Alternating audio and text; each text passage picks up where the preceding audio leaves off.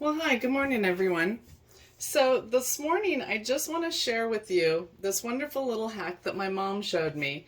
For anyone that has wood stoves or likes to have fire starters on hand for their campfires or going camping or whatever, this is really cool.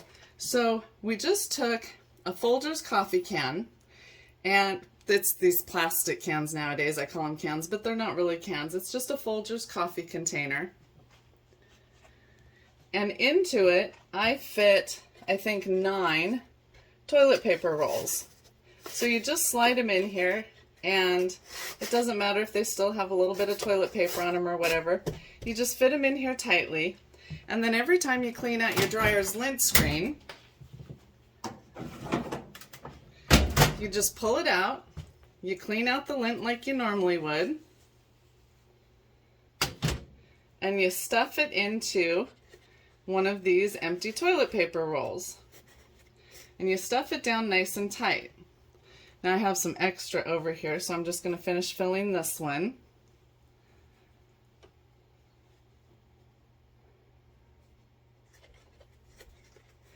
And so every time you clean out your lint screen, you stuff it in these little rolls. When you're all done, you pull this out. You've got lint stuffed in there nice and tightly.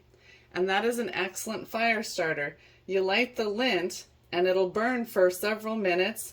It lights the cardboard toilet paper roll and it'll go and go. It is a great thing to do with your lint. It recycles it. You have a great fire starter. You can take the whole tube and you can put it in a baggie and throw it in your camping stuff. And there you go. That's it. And then I just keep the lid on it so that critters don't take anything out of it. If your dryer's on the back porch or whatever, you don't want the birds picking at it or the cats playing with it.